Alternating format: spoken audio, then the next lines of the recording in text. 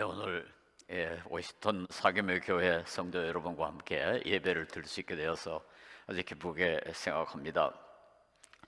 저는 목사님께서 소개하신 바와 같이 그 희망 친구 국제 기아대책기구 한국에 지불할까요? 명예 이사장으로 지금 섬기고 있습니다. 이사장으로 한 6년 섬기다가 이제 명예 이사장으로 남아 있습니다. 이번에 미국에 우리 교민들을 중심으로 역시 그 어려운 나라를 돕자는 그런 그 기아 대책의 지부가 생겨가지고 지난 20년간 활동을 했습니다만은 좀 20주년을 맞이해가지고 좀 새로운 마음으로 이 활동을 더 잘해보자 그런 컨퍼런스랄까요? 그런 것을 가졌습니다. 그걸 계기로 해서 제가 좀 응원한다는 차원에서 이렇게 방문을 하게 됐고, 오늘도 여러분과 같이 이렇게 이 주는 자의 복이라는 제목으로 말씀을 드리게 됐습니다. 저는 1962년에 여기서 그렇게 멀지 않은 필라델피아의 웨스트민스터 신학교라는 신학교에 들어와서 3년간 공부를 했습니다. 그때는 우리나라가 좀 속된 표현이 될지 모르지만 지지리도 가난했습니다. 우리 국민 개인당 소득이 82달러, 여러분 상상이 되겠습니까? 지금 이제 4만 달러를 좀 이야기하고 있는데 그때 82달러였고 미국으로 떠날 때는 100불 이상 가져가지 못했습니다. 그래서 1불만 넘어도 출국을 못할 정도로 그렇게 엄하게 규제를 했는데요. 제가 이 필라델피아에 도착해서 타이프라이터를 하나 사니까 62불이더라고요. 100불을 가지고 와서 62불짜리 타이프라이터를 사고 난 뒤에 나머지 38불을 가지고 학교가 시작될 때까지 살아남는다고 고생을 많이 했고, 장학금, 소위 그때는 풀 스칼러십이라고 그랬습니다만은 등록금과 생활비를 다 학교에서 대줬는데, 저는 제가 똑똑하고 공부를 잘해가지고 그렇게 받는 줄 알았어요. 그런데 1학년 학기를 마치 1학년을 마치고 2학년으로 올라갈 때쯤 돼가지고 제가 비교적 성적이 좋았습니다. 반에서 한 2, 3등은 한 것 같은데요. 다음 학년을 위해서 장학금을 신청하려고 그렇게 했는데 1등을 한 미국 학생이 장학금 신청을 안 해요. 그래서 제가 좀 이상히 생각했습니다. 공부를 잘하면 장학금을 받을 수가 있는데 왜 장학금을 신청하지 않는지 한번 물어봤어요. 그랬더니 자기 돈을 얼마든지 공부를 할 수가 있는데 괜히 자기가 장학금을 받아버리면은 저 가난한 나라에서 온 학생이 장학금을 못 받지 않냐? 그래서 자기를 양보한다. 그렇게 이야기하더라고요. 그래서 제가 그때 장학금이라는 것이 공부를 잘했다는 것에 대한 보상이 아니라 빌어먹는 거로구나, 그런 생각을 했어요. 그게 얼마나 자존심이 상했는지 모릅니다. 저 개인의 자존심도 상했지만은 한국의 국민이라는 것에 대해서도 자존심이 너무 상해가지고 그때부터 그날 장학금 신청서를 바꿨습니다. 나는 등록금만 학교에서 허락해 주십시오. 도와주십시오. 생활비는 식비라든가 모든 다른 것은 내가 벌어서 하겠습니다. 그래가지고 그때부터 전 학교에서 일을 맡아 했는데요. 쓰레기 치우는 거, 화장실 청소하는 거, 풀 깎는 거, 뺑기 칠하는 거, 도서관 청소하는 거, 그 학교에서 저 손이 안 가본 것은 거의 없습니다. 제가 며칠 전에 한 20년 만에 다시 모교를 방문했는데 구석구석에 내가 일했던 것이 보여요. 미국 학생도 화장실 청소는 좋아하지 않습니다. 미국 학생도 쓰레기 치우는 거 좋아하지 않습니다. 그런 건 우리 같은 사람에게 돌아오는 거죠. 제가 일을 아주 꼼꼼히 잘했기 때문에 인지 모르지만 제니터가 일만 생기면 저한테 왔어요. 무슨 일이든지 학교 안에 일만 생기면 저한테 제일 먼저 와가지고 너 하겠느냐? 그래서 내가 안 한다 해야 그게 다른 학생에게 넘어갔습니다. 네덜란드에 가서 또 학교에서 장학금을 주겠다 그래서 장학금 안 받겠습니다. 장학금 주겠다는 사람은 주겠다 그러고 받아야 할 놈은 안 받겠다 그러고 한바탕 싸우니까 그 직원이 저보고 평소에 너처럼 교만한 놈 처음 봤다 그렇게 이야기하더라고요. 그래서 제가 그랬어요. 내가 교만해서가 아니고 너무 자존심 상했어. 내가 지금 이 나라에 온 지 얼마 되지도 않았고 내가 공부한 것을 공부를 잘하는지 못하는지 보지도 않았었는데 저한테 장학금을 주겠다는 건 내가 공부를 잘해서가 아니라 가난한 나라에서 왔다고 주는 거 아닙니까? 난 못하겠습니다. 그랬더니 학교에서 한없이 저를 조교로 만들어가지고 일을 시켰습니다. 그래서 저는 일하면서 월급을 받아가지고 공부를 했습니다. 제가 이 말씀을 드리는 이유는 제가 저 오랜만에 미국에 와서 모교도 보고 저에게는 너무너무 감격스럽습니다. 제가 이번에 온 것은 얻으러 온 것이 아니라 받아 먹으러 온 것이 아니라 주는 것과 관계해서 가난한 나라를 돕는 것과 관계해서 왔으니까 얼마나 감사한지 모릅니다. 여러분 이게 복이 아닙니까? 벌써 주는 자의 복,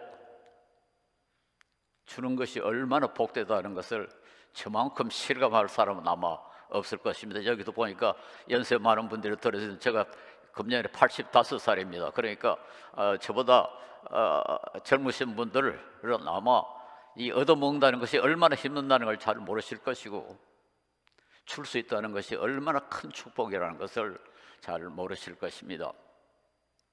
지난해 우연히 그 영국에서 나오는 주간지 The Economist라는 잡지를 읽다 보니까 한국에 대해서 한 구절이 나오는데요. From beggar to donor. 한국을 그렇게 표현을 해놨어요. 거지였다가 주는 나라가 됐다.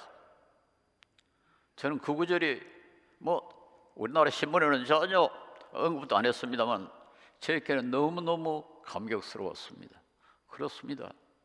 우리는 배가였습니다. 저는 대학 다닐 때까지 미국 사람이 보내준 헌옷 그 입고 학교에 다녔으니까요. 배가야죠. 배가라는 건 별 게 있습니까? 그런데 지금 이제 주는 것과 관계해가지고 저렇게 여행을 할 수 있고 내 돈, 우리 한국 돈으로 비행기를 타고 여기 왔으니까 얼마나 감격스럽습니까? 그리고 지금 우리 기아태 제국기구는 40여 개국에 선교사를 한 40여 약 300명 이상의 선교사가 나가 있고 정부도 조금 보태줍니다만은 정부가 근 900억, 우리가 모금한 것이 한 근 700억, 1년에 1,600억 원의 예산을 가지고 어려운 나라를 돕고 있습니다. 얼마나 감격스럽습니까? 이제 우리가 좀 더 해야 되지 않나, 그걸 말씀드리기 위해서 여기 왔습니다. 우리 한국은 2009년에 처음으로 OECD의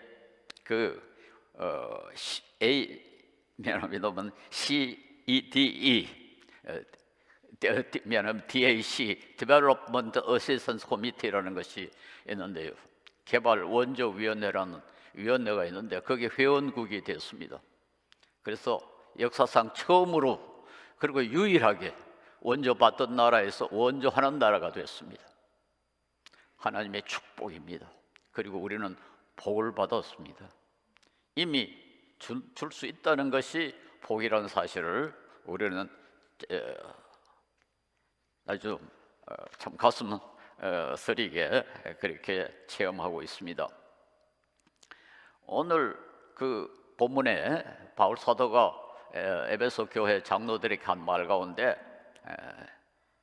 주는 것이 받는 것보다 복이 있다, 그렇게 예수님께서 말씀하셨다고 바울 사도가 말하고 있습니다. 근데 물론 복음서에는 이렇게 문자적으로 말씀하신 것은 없습니다. 그러나 예수님이 말씀하신 것이 다 복음서에 기록이 되어 있는 건 아니니까 이렇게 말씀하실 수도 있고, 특별히 누가복음 14장 13절에 14절 아주 중요한 구절이라고 생각합니다만, 이 구절이 제가 이 옛날 번역으로 읽겠습니다만, 잔치를 배설하거든 차라리 가난한 자들과 병자들과 저는 자들과 소경들을 청하라. 그리하면 저희가 갚을 것이 없는 고로 네가 복이 되리니 이는 의인들의 부활 시에 네가 갚음을 받겠음이니라. 아주 특이한 구절이죠. 잔치를 베풀거든 부자들, 돈 많은 사람들, 지식 많은 사람들, 지위 높은 사람들 초청하지 마라. 왜냐하면 그들을 초청해가지고 잘 대접하면 그 사람들이 갚아줄 게 아니에요. 그럼 내한테 복이 없다. 그러니까 갚아줄 수 없는 장애인들, 가난한 사람들, 그런 사람들을 초청해라. 그러면은 너희가 복을 받는다. 아주 특이한 구절이죠. 우리는 되게 복하면 받는 거로 생각하지 않습니까? 복 받는다 그러지 복 준다는 말은 별로 쓰질 않죠. 주는 것이 복이 있다고 이 세상은 그렇게 생각하고 있지 않습니다. 그런데 예수님은 갚을 것이 없는 고로 내가 복이 되리니. 여러분, 이것이 우리 기독교의 아주 중요한 특징 가운데 하나입니다. 기독교가 다른 종교와 다른 아주 중요한 이유 가운데 하나라고 저는 생각합니다. 왜 그 주는 것이 받는 것보다 복이 있을까요? 그 가장 중요한 이유는 그게 그 정의를 만족시키기 때문이다. 저는 우선 그렇게 생각합니다. 특히 가난한 자들, 갚아줄 수 없는 사람들에게 그들에게 사랑을 베풀면은 그게 복이 있다 하는 말은 성경의 정의와 관계가 되어 있습니다. 이 성경에 보면은 한 페이지가 좀 순서가 잘못됐습니다만, 성경에 의란 말 그렇게 나옵니까? 다음으로 좀 넘겨주십시오. 그 하나 넘어주십시오. 성경에 보면은 의라는 말, 정의라는 말, 공이라는 말이 많이 나오는데요. 이게 사실은 원어로 보면 한 단어입니다. 한 단어로 디카요 순회라는 단어인데요.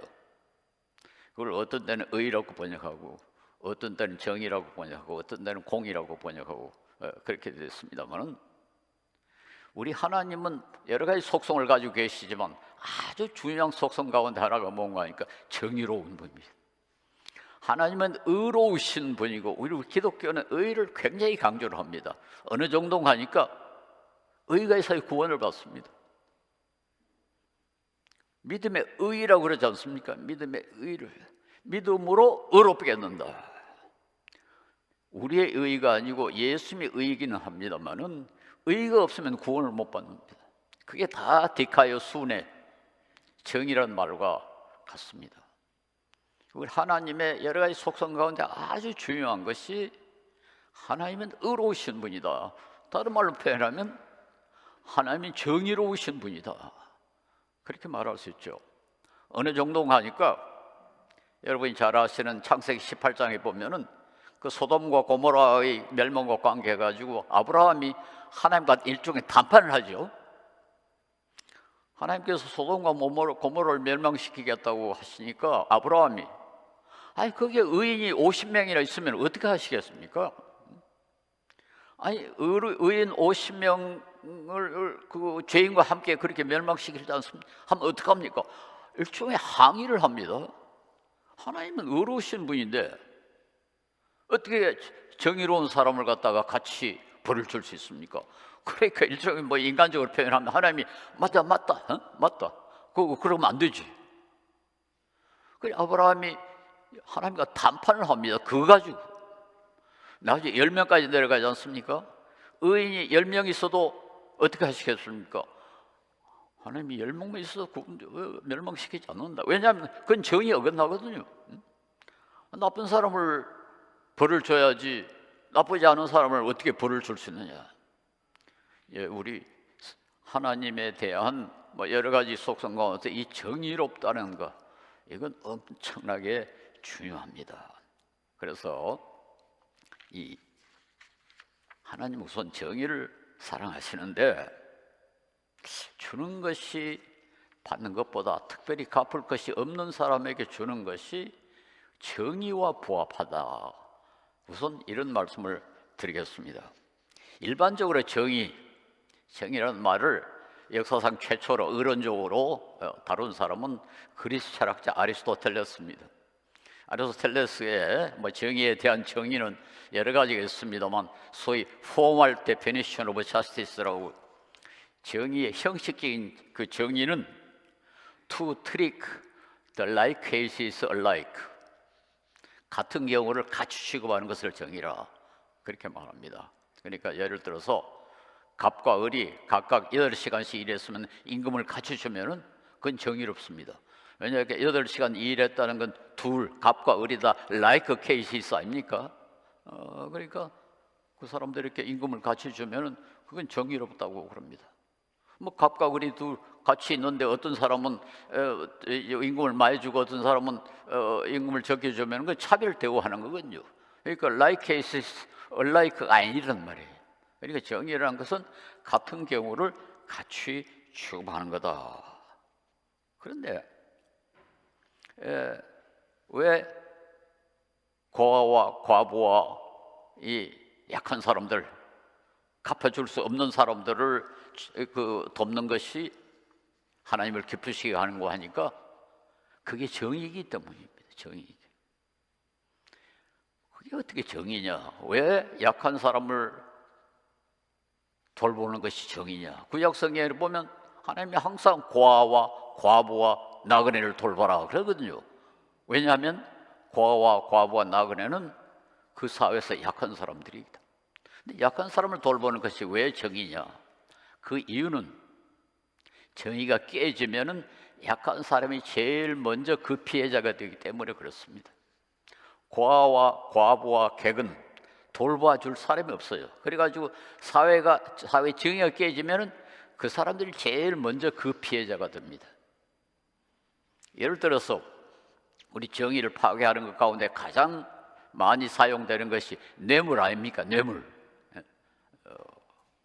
미국 같은 데 뇌물이 그렇게 많지 않습니다만 후중국에 가면 뇌물이 엄청나게 많지 않습니까?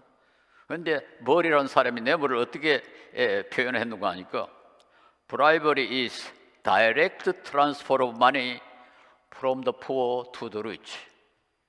참 특이한 표현이죠. 가난한 사람의 돈이 부자에게 직행하는 것이 뇌물이라고 그런다고요. 실제 뇌물은 그렇지 않습니다. 실제 뇌물은 부자의 돈이 권력이 있는 사람에게 가는 게 그게 뇌물 아닙니까? 그런데 이게 왜 가난한 사람의 돈이 부자에게 가는 거라고 해석해요? 뇌물이 많이 왔다 갔다 하면 결과적으로 그렇게 된다는 겁니다. 뇌물이 많이 주고 받게 되면은 가난한 사람은 더 가난해지고 부자는 더 부자가 되기 때문에 결국 가난한 사람의 돈이 부자에게 직행하는 겁니다. 이 세상에 정의가 파괴된다는 게 바로 이런 현상을 가져옵니다. 항상 약한 사람이 더 약해지고 강한 사람은 더 강해지는 것. 이게 질서가 깨지는 것이고 이것이 바로 정의가 파괴되는 것이죠. 요즘 환경오염이 아주 심각하고 이 때문에 참 여러 가지 또 부정의가 일어나고 있습니다만은 한 가지 예를 들겠습니다. 우리나라 1996년에 원진 레이온 사건이라는 것이 있었는데요. 이 화학 섬유를 만드는 그런 공장인데 그 공장은 이황화탄소라는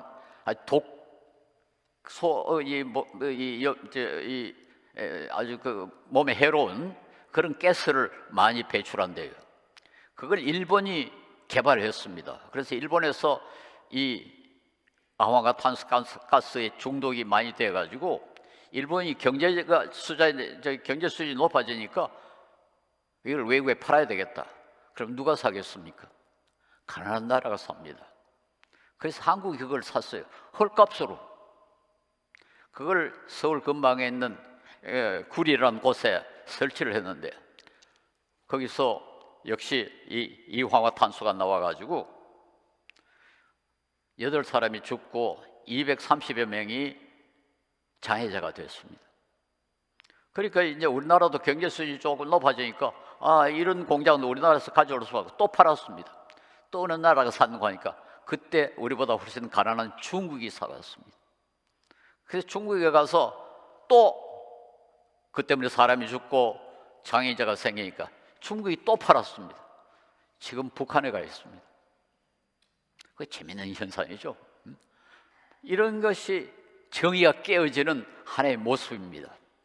정의가 파괴되면은 항상 약한 나라가 손해를 보게 돼 있고, 정의가 파괴되면은 그 사회에 약한 자가 제일 먼저 피해자가 됩니다. 그렇기 때문에 성경은 그 약한 사람을 돕는 것이 정의로운 거다. 그것이 정의를 중요하게 생각하시는 하나님을 기쁘시게 하는 거다. 그렇게 됩니다. 이 정의를 중요시한다는 것과 약한 자를 돕는 것이 그 복을 받는다는 것은 이제까지 별로 우리가 강조를 하지 않았습니다만은 성경 전체를 읽어보면은 그게 분명합니다. 시편 146편 6, 7절에 억눌린 사람들을 위해 정의로 심판하시며 추린 자들에게 먹을 것을 주시니 이르시로다. 여호와께서는 갇힌 자들에게 자유를 주시는 주다. 신명기 10장 18절에 고아와 과부를 위하여 정의를 행하시며, 고아와 과부를 위하여 정의를 행하시며 나그네를 사랑하여 그에게 떡과 옷을 주시나니 이사야 1장 17절에 선행을 배우며 정의를 구하며 학대받는 자를 도와주며 고아를 위하여 신원하며 과부를 위하여 변호하라 하셨니라. 여기 고아, 과부, 약한 자는 항상 정의와 연결을 시킨단 말이에요. 왜냐하면 그들이 정의가 파괴돼서 생기는 피해자이기 때문에 그렇습니다. 그러므로 우리 하나님은 공의를 실천하는 것, 정의를 실천하는 것을 기뻐하시고 그 구체적인 방법이 뭔가 하니까 약한 사람을 돕는 거예요. 약한 사람을 보호하는 것이 결과적으로는 정의를 회복하는 것이고 그것을 우리 하나님이 기뻐하시는 것입니다. 그래서 시편 106편 3편에 정의를 지키는 자들과 항상 공의를 행하는 자는 복이 있도다. 복이 있도다. 잠언 21장 3절에 공의와 정의를 행하는 것은 제사 드리는 것보다 여호와께서 기쁘게 여기시느니라. 제사 드리는 것보다 하나님을 더 기쁘시게 하는 것이 공의와 정의를 실천하는 것이고, 공의와 정의를 구체적으로 실천하는 구체적인 방법은 고아와 과부를 돌아보는 겁니다. 누가복음 11장 42절에는 화이실지언 너희 바리새인이여 너희가 박하와 윤향과 모든 채소 11조는 들이되 공의와 하나님께 대한 사랑은 버리는도다. 그러나 이것도 행하고 저것도 버리지 말아야 할지니라. 11조를 강조하는 이유는 그때 11조는 그 레위인을 위해서 사용이 됐지만 동시에 가난한 사람들을 위해서 사용이 됐습니다. 그래서 11조의 아주 중요한 목적 가운데 하나가 가난한 사람을 돕는 건데, 이 바리새인들과 서기관들은 11조는 열심히 드리는데 공의에 대해서는 전혀 관심이 없다. 그러니까 예수님께서 그들을 그렇게 심하게 꾸짖으신 것입니다. 시편 146편 9절에 여호와께서 나그네를 돌보시며, 여기 나그네라는 것은 외국인을 말합니다. 이스라엘 백성 사이에 끼어 사는 그 외국, 우리나라 말의 외국 노동자, 그 사람들을 보호하시며 고아와 과부를 붙으시고 악인들의 길을 굽게 하시는도다. 물론 우리 하나님은 단순히 정의 그뿐 아니라 그 불쌍한 사람들의 뭐랄까 자존심도 저는 고려하신다고 그렇게 믿습니다. 제가 얻어먹는 사람으로 자존심이 상했던 것이 기억이 나서 그런지 모르지만은 성경 이런 구절에 대해서 저는 좀 관심이 많이 같습니다. 관심을 많이 갖습니다. 신명기 24장 21절에 유명한 말씀이죠. 이게 뭐 이 구절뿐만 아니라 구절이 있습니다만, 네가 포도원에 포도를 딴 후에 그 남은 것을 다시 따지 말고 객과 고아와 과부를 위하여 남겨두라. 저는 이 구절을 읽을 때마다 참 이상하다. 왜 그걸 다 따지 말고 남겨두라 했을까? 샅샅이 따가지고 잘 정리를 해가지고 패킹을 잘 해가지고 가난한 사람들을 고아, 과부, 나그네 줄 서 하나씩 나눠주면 되지 않습니까? 응? 잘 정리를 해가지고 탁탁 나눠주면 될 텐데 뭘 따지 말고 그 좀 남겨 놓으라 그러느냐? 왜 그런지 아십니까? 왜 그랬을까요? 저는 그분들의 자존심을 위해서 그렇게 한다고 생각합니다. 제가 1983년에 여기 아틀란타의 카터 센터에 기독교 학자들의 국제 기독교 학자들의 모임이 있었어요. 그래서 저도 한국에서 초청을 받았습니다. 그런데 비행기 값을 주최 측이 제공을 했습니다. 그때는 아직 우리나라가 그렇게 부한 나라가 아니었으니까 저도 그 수혜자 가운데 하나였어요. 컨퍼런스를 마치고 주최 측이 말하기를 비행기 표 살 때 받은 그 영수증을 가지고 오라고 그러더라고요. 갔더니 저 아프리카, 동남아시아, 남아메리카 가난한 나라 교수들이 줄을 쭉 서가지고 영수증 내고 돈 받고 영수증 받고 돈 받고. 제가 그때 서울대학교 교수였습니다. 그런데 거기 가서 영수증 가지고 예비 받는다고 줄을 서 있으니까 정말 참 자존심 상했습니다. 정말 자존심 상했습니다. 여러분 그 상황을 경험하시는 분이 그렇게 많지 않을 겁니다. 뭐 저같이 그렇게 가난할 때 돌아다니는 사람이 별로 없으니까 그런지 모르겠습니다만 그렇게 하면 안 되죠. 사실은 그렇게 줄을 쭉 서가지고 한 푼 받도록 그렇게 해서 되겠습니까? 주려면 좀 제대로 줘야죠. 우리 하나님은 그렇게 하라고 그랬습니다.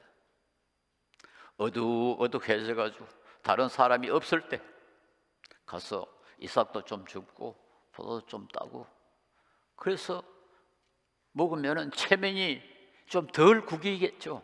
그렇잖아요. 줄을 쭉 서가지고 주는 거 이렇게 받아 먹을 때 얼마나 자존심 상하겠습니까? 저는 이 구절 읽으면서 우리 하나님은 고아와 과부와 나그네의 체면까지 고려하신다. 저는 그렇게 생각했습니다. 그런데 이 정의에 대해서 최근에 아리스토텔레스 이후에 가장 많은 영향력을 행사한 이 학자는 존 로울스라는 하버드 대학의 정치 철학 교수입니다. 그분이 1973년에 쓴 책이 Theory of Justice라고 아주 유명한 고전입니다. 지금도 우리 철학에서는 정의를 이야기할 때는 반드시 이 책을 전제하고 토론할 정도로 그렇게 중요한 책입니다. 그는 두 가지의 그 정의 이론을 원칙을 이야기하는데, 하나는 소위 equality principle이라는 평등의 원칙이고, 하나는 difference principle이라고 해서 차등의 원칙이라는 것을 제시하는데, equality principle은 그렇게 복잡하지 않습니다. 우리가 잘 아는 아리스토텔레스의 정의와 비슷한 거죠. 그런데 difference principle이라는 게 아주 재미있습니다. The greatest benefits of the least advantaged. 혜택을 제일 적게 받은 사람에게 가장 많은 이익을 주는 것이 정의다. 이해가 되겠습니까? 혜택을 가장 적게 받은 사람에게 가장 많이 이익을 주면은 그것도 정의다. 그게 바로 우리 성경이 말하는 정의입니다. 고아와 과부와 나그네를 돌보는 것. 부자보다는 그 사람에게 더 많이 줘야 된다. 부자에게는 조금만 주고 가난한 사람에게 많이 주면 어떻게 됩니까? 결과적으로 비슷해지죠. 그렇잖아요. 결과적으로 그건 이퀄리티 프린시플하고도 맞습니다. 그러니까 우리가 무엇을 분배할 때 어떻게 분배해야 되겠습니까? 부자들에게는 별로 주지 말고 가난한 사람들이 많이 줘야죠. 그렇게 되면 결국 비슷해진다. 마태복음 20장에 그 유명한 포도원 비유, 포도원 주인이 포도원을 차려놓고 일꾼을 채용하는데 어떻게 합니까? 아침에 6시에 채용하고 또 오전 9시에 채용하고 12시에 채용하고 3시에 채용하고. 근데 일이 6시에 끝나는데 5시쯤 돼가지고 또 사람을 고용한단 말이에요. 그리고는 나중에 임금을 어떻게 합니까? 똑같이 줘버리죠. 그러니까 아침부터 일하는 사람이 이건 불공평하다. 우리는 아침부터 그 태양볕에서 땀을 뻘뻘 흘리면서 일을 많이 했는데 저 사람은 딱 1시간밖에 일 안 하는데 왜 임금을 같이 줍니까? 항의를 하죠. 주인이 뭐라고 대답합니까? 그럼 우리가 잘 아는 말씀, 주는 건 내 자유다, 내 권리다. 그러고 이제 말아버립니다. 물론 이제 그 구절이 의도하는 바는 우리가 구원을 받을 때 우리의 공로로 받는 게 아니다. 그건 오직 하나님의 절대적인 권리로, 하나님의 은혜로만 구원받는다는 걸 말씀하기 위한 비유라고 일반적으로 그렇게 알려져 있습니다. 그러나 독일의 어떤 신학자가 이 구절을 다르게 해석했는데요, 이해가 되는 해석입니다. 거기 보면은 주인이 5시까지 고용이 안 된 그 노동자들을 보고 너희들은 왜 아직까지 놀고 있느냐 그렇게 질문을 합니다. 너희들은 왜 일 안 하고 놀고 있느냐? 그러니까 그 사람들이 뭐라고 대답합니까? 우리를 고용해 주는 사람이 없습니다.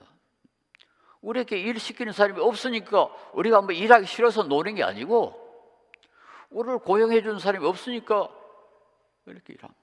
놀고 있습니다. 그건 뭐를 함축할까요?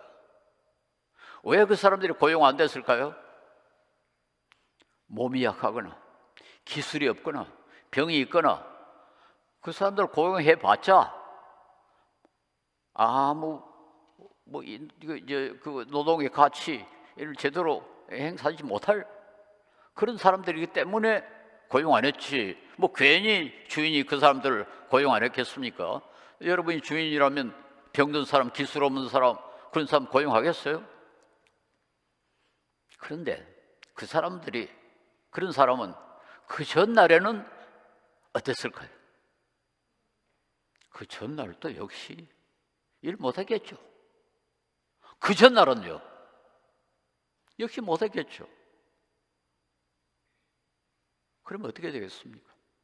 그 전날에도 굶고, 자기도 굶고, 가족도 굶고, 어제도 굶고, 오늘도 또 점심 굶고, 아침 굶고 나와가지고 일거리 차 타고 또 점심 굶고, 그리고 빈손으로 집에 돌아가면 어떡합니까? 그날 또 굶고. 여러분 그 비참함을 상상하시겠습니까? 가장이라는 게 돈 한 푼 안 가지고 집에 들어가서 지금 그래도 먹을 것이라도 돈이라도 좀 가져올까 지금 기다리는 가족들, 부인하고 자식들이 지금 기다리고 있는데 빈손으로 들어가야 하는 그 가장의 비참함, 그 인식이 됩니까? 그래서 이 주인이 이 사람도 먹어야 한다, 이 사람도 살아야 된다. 저는 그렇게 해석합니다. 그렇게 해석. 아리스토텔레스의 정의하고는 완전히 다르죠. 일하는 사람에게 무슨 임금을 주느냐? 그 아침부터 일하는 사람도 그렇게 주장하셨습니까? 저 사람 한 시간밖에 일하는데 왜 같이 주느냐? 그런데도 불구하고 그 주인은 그 사람에게도 임금을 줬습니다. 그런데 단순히 하나님은 이 약한 사람을 돌보실 뿐만 아니라 자기 자신을 약한 사람과 동일시합니다. 잠언 19장 17절에 보면 가난한 자를 불쌍히 여기는 것은 여호와께 꾸이는 것이니 그 선행을 갚아주시리라. 꾸이는 것이니 그게 무슨 말입니까? 구워드린다 그 말이에요. 하나님이 채무자가 되는 겁니다. 하나님이 채무자가 되는 겁니다. 내가 가난한 사람에게 돈을 주면은 가난한 사람이 채무자가 되는 게 아니라 하나님이 채무자가 된다. 그 말 아닙니까? 기가 차는 표현입니다. 마태복음 24장에도 마찬가지입니다. 임금이 대답하여 이르시되 내가 진실로 진실로 너희에게 이르노니 너희가 여기 내 형제 중에 지극히 작은 자 하나에게 한 것이 곧 내게 한 것이다. 지극히 작은 자란 말은 보잘것없는, 무시당하는, 천대받는, 그렇게 해석해야 됩니다. 내가 줄일 때 너희들이 뭘 그걸 줬다. 그러니까 우리가 언제 그랬습니까? 지극히 작은 자 하나에게 한 것이 곧 나에게 한 거다. 내가 목마를 때 너희들이 뭘 마실 걸 줬다. 아니 우리가 언제 그랬습니까? 뭐랬습니까? 지극히 작은 자 하나에게 한 것이, 소자에게 한 것이 곧 내게 한 것이다. 하나님은 단순히 약한 자를 돌보실 뿐만 아니라 약한 자를 돌보는 것을 기뻐하실 뿐만 아니라 스스로가 약한 자로 자처하신다. 그래서 반드시 갚아주신다. 그러므로 복이 있습니다. 그러므로 복이 있습니다. 하나님을 채무자로 만드는 그런 복. 그래서 우리가 약한 사람을 돕자 하는 거죠. 조금 이제 세속적인 쪽으로 조금 설명하겠습니다. 약한 자를 돕는 것이 어떤 의미를 갖느냐? 저는 사람을 고급 인간으로 만드는 거다 그렇게 해석을 합니다. 고급 인간. 우리 삶이 조금 가치 있고 고상하게 되기를 바라지 않습니까? 우리가 다 사람들에게 천대를 받고 무시받고 비겁한 사람으로 살기를 원하는 사람은 아무도 없을 거라고요. 조금 고상한 사람이 되죠. 바울 사도도 우리를 보고 고상한 사람이 되라고 그랬어요. 빌립보서 4장에. 그걸 좀 설명을 하겠습니다. 혹시 여러분이 들어보실 것입니다만 제레미 벤담이라는 영국의 철학자인데요. 이분이 소위 유틸리테리아니즘이란 공유주의 철학을 처음으로 만든 사람입니다.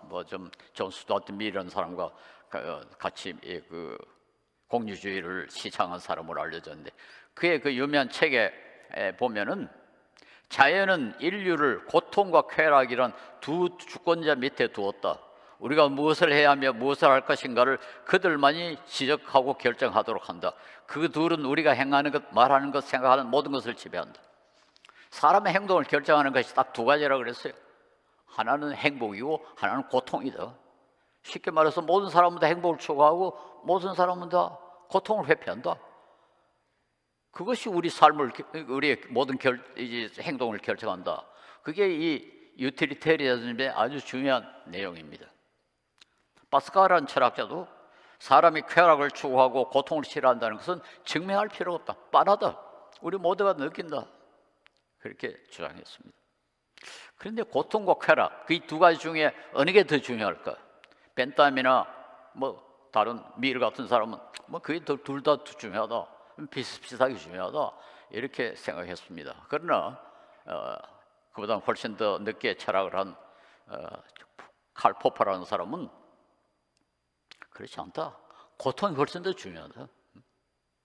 행복하지 못하더라도 고통을 피해야 한다. 그러니까 행복도 중요하지만 그보다 더 중요한 것은 고통을 당하지 않으려고 하는 것이다. 그래서 사람들은 그의 철학을 네거티브 유틸리테리아니즘이라 그렇게 주장합니다. 그게 벤담의 유틸리테리아니즘은 포지티브 유틸리테리아니즘이라고 할 수 있겠죠. 고통이 훨씬 더 중요하다. 그런데 이 고통을 누가 주느냐? 과거에는 자연이 주로 사람에게 고통을 가했습니다. 지금도 가령 아이안에 이번에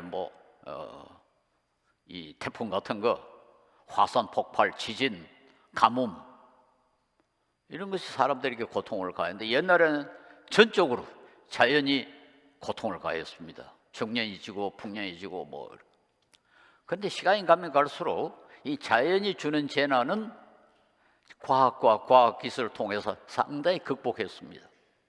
그래서 옛날에는 비가 오면 홍수가 져서 사람이 죽고 하는데 요즘은 댐을 막아가지고 막아버려. 비가 안 오면 물이 없어서 고생하는데 저 댐을 막아가지고 댐을 이용하고. 과학과 과학 기술을 통해 가지고 자연이 주는 고통은 상당할 정도로 극복했는데, 그 대신 현대인은 사람에 의해서 고통을 당한다. 그래서 우리 기독교에 아주 유명한 문파가 있죠. C.S. 루이스라는 분이 쓴 그 브라보르 뭐 페인이라는 책에 보면은 현대인이 당하는 고통의 5분의 4는 다른 사람이 강한다 그랬습니다. 다른 사람이 강한다. 심지어 요즘 일어난 이 허리케인 같은 것도 옛날에는 그렇게 심하지 않았어요. 지금 저렇게 심한 이유가 뭡니까? 지구온난화. 지구온난화가 일어나가지고 이런 자연이 더 지금 사람에게 고통을 가하니까 이것도 사람이 사람에게 고통을 가하는 거라고 마찬가지예요. 암도 인간관계의 스트레스, 사람이 일으켜놓은 환경오염, 이런 것들이 암의 원인으로 작용하니까 암도 사람이 주는 고통이다. 이제는 자연이 아니라 사람이 사람에게 고통을 가한다. 그렇게 우리가 결론을 낼 수가 있습니다. 그런데 사람 가운데도 직접적으로 사람에게 고통을 직접 가하는 것을 짐승 같은 사람이라고 합니다. 그걸 약육강식이라고 그러지 않습니까? 약육강식. 그걸 영어로 어로브 장글이라고 그러는데, 짐승 사회, 숲속에서 짐승들이 사는 모습은 약육강식입니다. 약한 사람에게는 강하고 강한 사람에게는 약한, 이걸 우리가 비급한 사람이라고 그러죠. 그걸 하급인간이라고 그럽니다. 왜 하급인간인 관계니까 짐승과 같기 때문에 하급인간이라고 그럽니다. 고급인간은 뭐냐? 약한 사람에게는 약하고 강한 사람에게 강한 사람은 조금 고급인간입니다. 그렇지 않습니까? 다른 말로 말해서 다른 사람의 고통을 줄여주는 것이 고급 행동이고, 그런 사람이 고급 인간입니다. 그런 사람이 에베소서 6장 1절에 하면 하나님을 본받는 사람이에요. 하나님을 본받는 사람. 대단한 요구입니다. 성경은 우리에게 얼마나 고상한 것을 요구하는 거 하니까 하나님을 본받으라 그럽니다. 그 하나님을 본받는 것이 뭐냐? 에베소서 6장 1, 2절 읽어보면 사랑, 성경이 가르치는 아가페를 실천하면은 하나님을 본받는 것이란다. 하나님의 아가페는 바로 약한 자를 돌보는 것이 그 특징이다, 이렇게 말할 수 있습니다. 예수님도 누가복음 5장 31절에 건강한 자에게는 의사가 쓸데없다, 병든 자에게라 필요하다. 사실은 우리 사랑을 물론 모든 사람에게 베풀어야 하고, 예수님도 모든 사람에게 다 사랑을 베풀었지만은 병든 사람, 약한 사람, 그런 사람들을 이렇게 사랑을 베푸는 것, 그것이 성경이 가르치는 아가페입니다. 그래서 이 아가페를 이 아더센터드, 아더센트릭 러브라고 그렇게 표현할 수 있어요. 에로스는 에고센트릭입니다. 에고센트릭, 자기 중심. 자기에게 이익이 되고 자기 보기에 사랑스럽고 자기에게 이익을 줄 만한 사람에게 사랑을 베푸는 것은 에고센트릭. 나에게 이익을 주지 못하지만은 필요한 사람을 사랑하면 그것이 바로 예수님이 보내신 아가페의 특징이라, 그렇게 말할 수 있어요. 그래서 보노포 목사가 예수님을 맨시피오 안더러 그렇게 표현을 했잖아요. 예수님은 타자를 위한 삶이다. 자신을 희생하고 오직 타자를 위해서 희생한 분이다, 이렇게 표현을 했는데요. 우리도 마찬가지입니다. 그래서 우리가 고급 인간이 되려면 나의 이익과 관계없이 오히려 나의 이익에 역행하더라도 필요한 사람, 약한 사람을 돌보면 우리는 예수님을 닮은 하나님을 닮은 고급 인간이 된다. 저는 이렇게 말할 수 있고, 저는 그걸 조금 장려하고 싶어요. 우리 그리스도인들 개떡같이 살아서 되겠습니까? 그리스도인들이 무시당하고 천덕스럽고 그렇게 살아서 되겠습니까?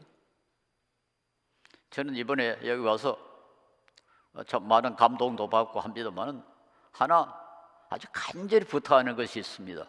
우리 교민들은, 우리 한국 교민들은 고급 소수민족이더라. 미국 사람들이 모두 우러러보는 참 멋진 사람들이다. 그렇게 바라볼 수 있는 그런 소수민족이 되기를 저는 간절히 바랍니다. 한국 사람 하면 서양 사람들이 이렇게 내려다보는 사람이 돼서 되겠습니까? 여러분 자녀들이 어떤 사람으로 되기를 여러분이 바랐습니까? 저는 부디 한국 사람 하면은 야, 괜찮은 사람들, 존경받을 만한 사람들, 그런 평판을 좀 받았으면 좋겠습니다. 이게 보통 문제가 아닙니다.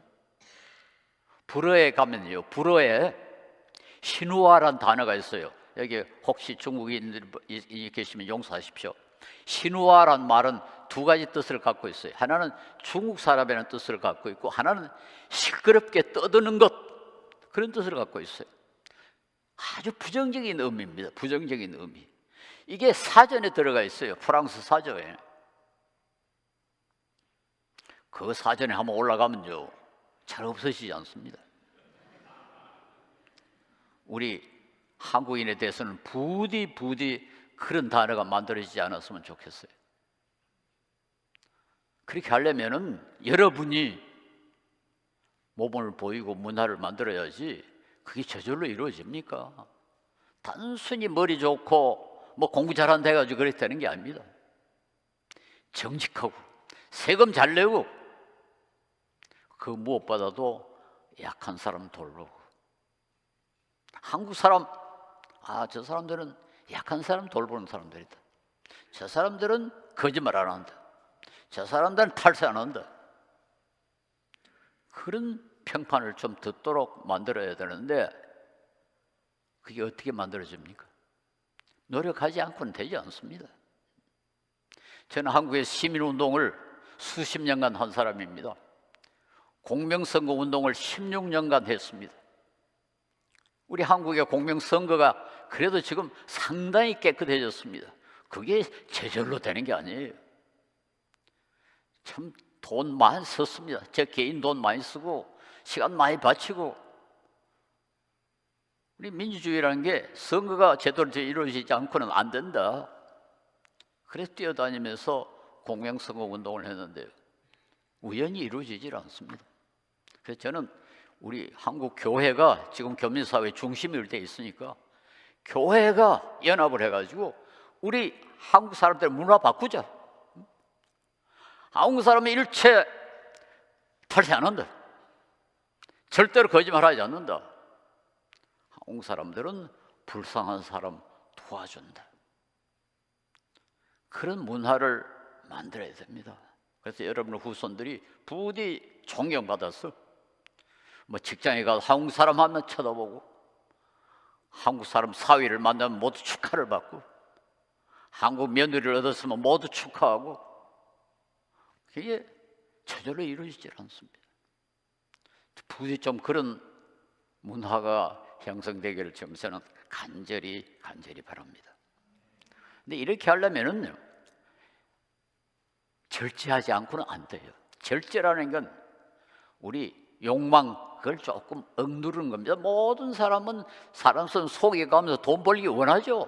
욕망이 있어요. 아니, 다른 사람 그걸 좀 빼앗아가지고 내 배 채우려고 하는 욕망이 있죠. 이걸 억눌려야 됩니다. 이걸 절제라고 그럽니다. 살인하지 마라, 절제입니다. 살인하고 싶은 욕망을 억눌려야 살인하지 않죠. 도둑질 하지 마라, 간음하지 마라, 거짓말하지 마라. 왜? 절제하지 않고는 그대로 하니까. 명령하지 않으면 그대로 하니까. 모든 윤리는 절제함으로 이루어집니다. 그러므로 바울 사도는 절제를 매우 강조를 했습니다. 그리고 모든 고급 문화는 절제를 강조합니다. 절제하지 못하는 인간은 짐승 같다. 짐승은 절제할 줄 모릅니다. 하급 인간은 절제할 수 없습니다. 그러므로 자꾸 감옥에 왔다 갔다 합니다. 오직 고급 인간만이 절제합니다. 그래서 모든 고급 문화, 모든 고등 종교는 다 절제를 강조합니다. 그리스의 4대 미덕이 있는데요. 지혜, 용기, 정의, 절제. 그리스 문화도 절제를 강조하고요. 제가 어렸을 때 배웠던 유교의 명심보감에도 보면 비인이면 불인이요 불인이면 비인이라, 인간이 아니면 참지를 못하고 참지 못하면 인간이 아니다. 유교도 절제를 강조합니다. 불교는 말도 못하죠. 불교는 뭐 절제해야 구원받는다고 생각하니까요. 그런데 독일의 그룬트만이라는 신학자가 아주 중요한 것을 지적했는데요. 헬레니즘, 헬라 문화에도 절제를 강조하고 뭐 유교도 불교도 다 절제를 강조하지만은 그들이 강조하는 절제는 자기의 이익을 위한 거다. 자기의 도덕적 수월성을 위한 거다 그랬어요. 내가 점잖은 사람이 되고 내가 구원받고 내가 복받기 위해서. 그런데 성경이 가르치는 절제는 다른 사람을 위한 거다. 성경이 가르치는 절제는 다른 사람을 위한 거다. 얼마나 멋집니까? 이게 아까 본호파가 말한 바 맨시퓨 안드러, 다른 사람을 위한 사람. 예수님이 바로 다른 사람을 위한 그런 삶을 살지 않았습니까? 우리 기독교는 이런 멋진 뿌리를 가지고 있습니다. 아주 중요한 바탕을 가지고 있습니다. 그것이 바로 아가페입니다. 그래서 막스 베이버라는 독일의 사회학자죠. 유명한 사회학자죠. 개신교 윤리라는 책에서 칼빈주의자들, 특별히 개신교인들은 세계 내적 금욕을 실천했다. 그렇게 썼어요. 독일 말로 이네벨티리 아스케이즈라고 하는데, 천주교의 신부나 불교의 성녀는 수도원이나 절에 가서 절제를 하지만은 칼빈주의자들은 시장 한가운데서 절제를 했다. 시장 한가운데서 금욕을 실천했다. 아스케이즈라는 말은 영어의 아세티즘하고 같은 말 아닙니까? 아세티즘. 시장 한가운데서 절제를 했다. 이게 개신교 윤리라고 그랬습니다. 개신교의 전통입니다. 개신교의 문화입니다. 우리 한국 개신교는 이 문화를 제대로 답습하지 못했어요. 절제를 그렇게 강조하지 않아요. 그러나 바울 사도는 절제를 엄청나게 강조했고 성령의 9가지 열매 가운데 하나라고 그랬습니다. 그래서 여러분도 조금 절제 아껴야 됩니다. 제가 이 교회 와서 아주 감사한 것은 여러분 자체 예배당을 갖지 않고 지금 미국 사람들이 사용하는 예배당을 같이 사용하는 거 모르겠습니다. 여러분도 뭐 또 이 예배당을 지을 계획을 가지고 있는지 모르겠습니다만 부디 안 그러기를 좀 속으로 바라고 있습니다. 저는 우리 한국에서 처음으로 대학에 학교에 강당에서 예배를 보자 그걸 처음으로 시작한 사람입니다. 왜 비싼 돈 내가지고 일주일에 한 번밖에 사용하지 않을 건물을 짓느냐? 그 돈 가지고 가난한 사람 도와야 되지 않느냐? 그게 제 주장입니다. 제가 처음으로 그런 교회, 한영교회라는 교회를 제가 처음으로 주장을 해가지고 개척을 했고요. 그 뒤에 주님의 교회가 교회 돈으로 학교에 강당을 지어가지고 학교에 이렇게 기증을 하고 거기서 예배를 보고, 지금 한국에서는 학교 건물에서 예배를 보는 사람이 교회가 꽤 많습니다. 아주 합리적이죠. 그렇게 그 비싼 돈 들여가지고 그 건물 지어가지고 일주일 내내 텅텅 비어놨다가 주일 하루 딱 쓰고 얼마나 비경제적입니까? 그 돈 가지고 죽을 생명 살리면 훨씬 더 가시지 않겠습니까? 그리고 우리의 삶도 아껴야 됩니다. 저는 한국의 노래입니다. 유명한 노래입니다. 혹시 이게 좀 자랑이 돼서 죄송합니다만은, 성경은 선행에다 나팔 불지 마라. 그런데 저는 하나님의 상을 좀 잊어버릴지라도 여러분에게 자극을 드리기 위해서 말씀드립니다. 제가 지난 4월에 우리 돈으로 13억 원, 미국 돈으로 $1 빌리언 기부했습니다. 제가 사는 집은 그 3분의 1쯤 됩니다.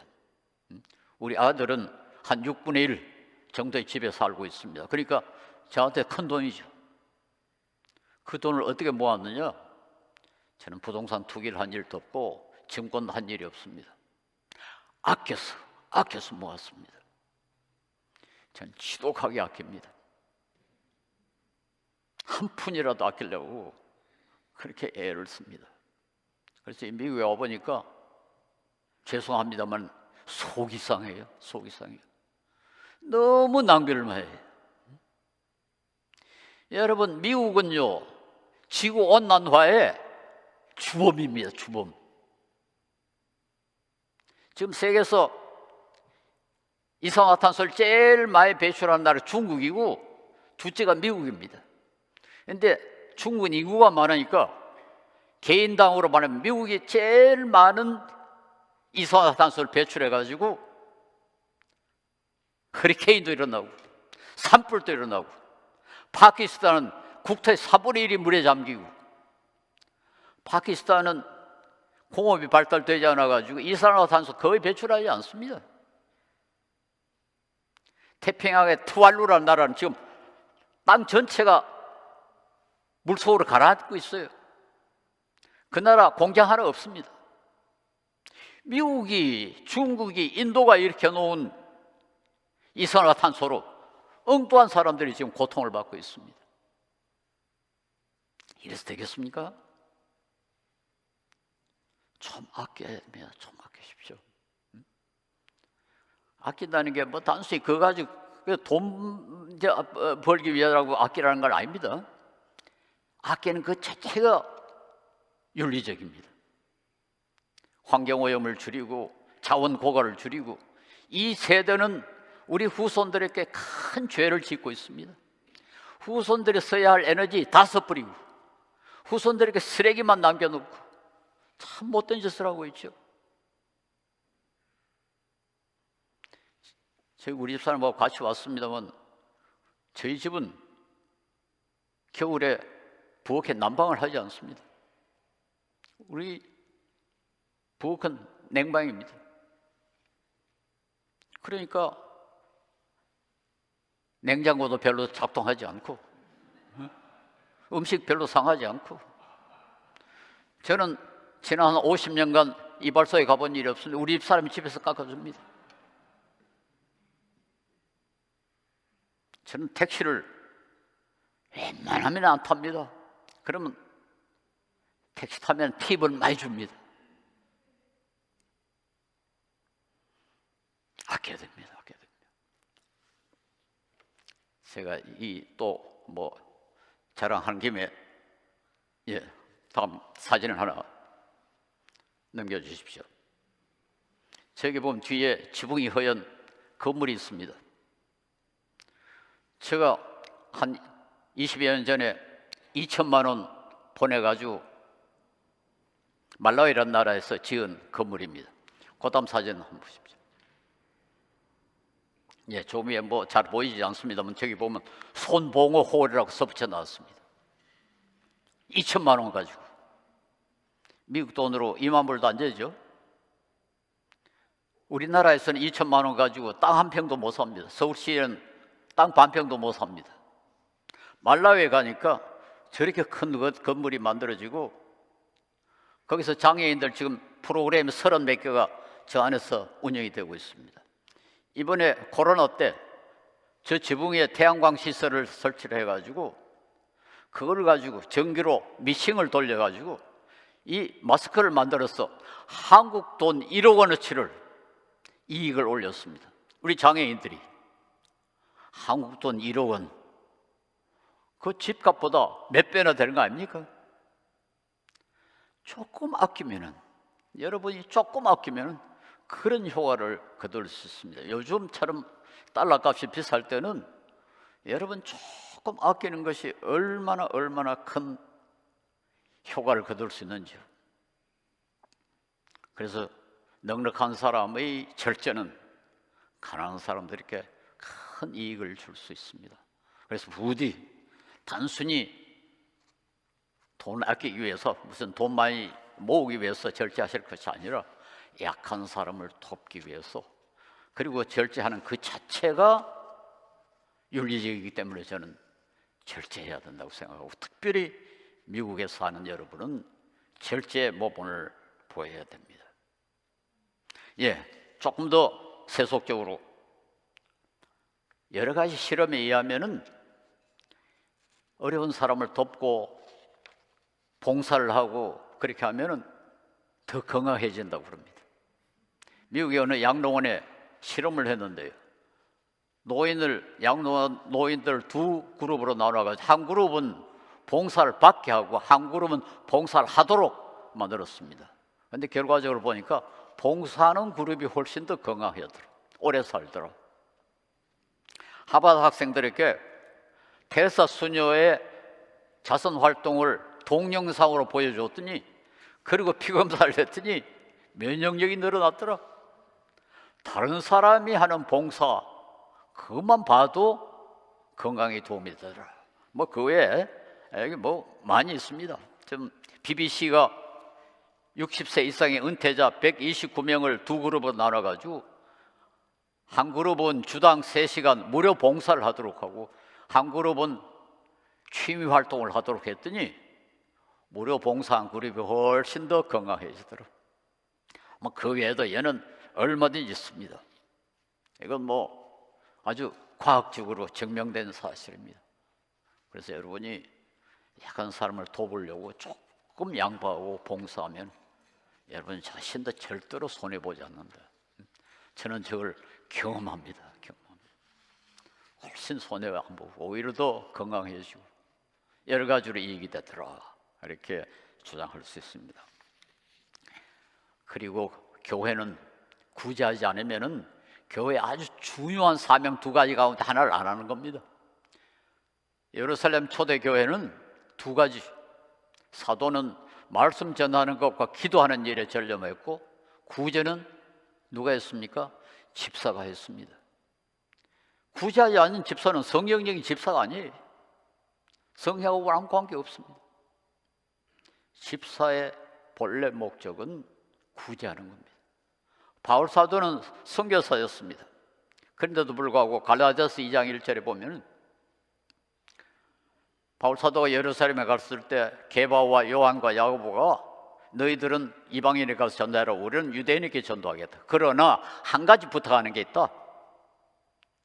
우리에게 가난한 자들을 기억하도록 부탁을 했다 그랬습니다. 그런데 바울이 뭐라고 대답했습니까?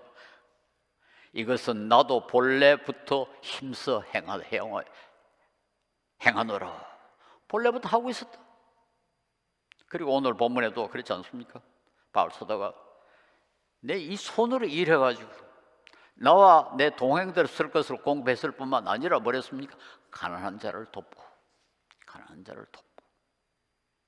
그래서 교회는 이 2가지 사명을 늘 감사해야 교회가 본래의 받은 사명을 감당하고, 역사적인 교회는 사실은 그렇게 했습니다.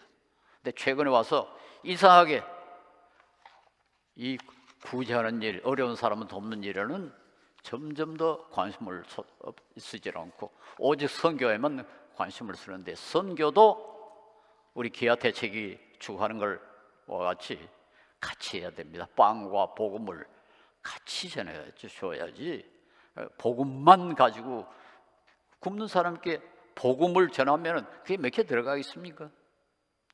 그들로 하여금 기본적인 수요, 우리 베이식 니즈라고 그래서 베이식 니즈. 모든 생물체에겐 베이식 니즈가 있습니다. 먹어야 됩니다. 건강해야 됩니다. 굶으면서 병든 사람에게 복음 전하면 그 복음이 몇 개 들어가겠습니까? 일단 먹을 수 있도록 기본적인 건강을 유지할 수 있도록 하고, 그래서 복음을 전하면 또 그 복음이 그들로 하여금 더 부지런하게 만들어 가지고 또 먹을 것을 만들어내고 또 건강해질 수가 있습니다. 그래서 빵과 복음을 같이 전해야 교회가 하나님으로서 받은 사명을 제대로 감당하는 것이 아닐까 그렇게 생각합니다. 예, 제가 너무 흥분을 해가지고 좀 큰 소리를 많이 질러서 죄송합니다. 제가 본래 본속으로 그런 사람이 아닌데 어떻게 하다가 이렇게 흥분을 하게 됐습니다만 그 점은 용서하시고, 그러나 그 내용은 여러분이 좀 이게 뭐 저 개인의 말이 아니고 사실 성경이 가르치는 내용입니다. 그래서 조금 더 상세하게 설명을 했으니까 이해해 주시고 저의 말을 순종하실 것이 아니라 성경 말씀을 순종하시는 아름다운 교회가 되길 바랍니다. 기도하겠습니다.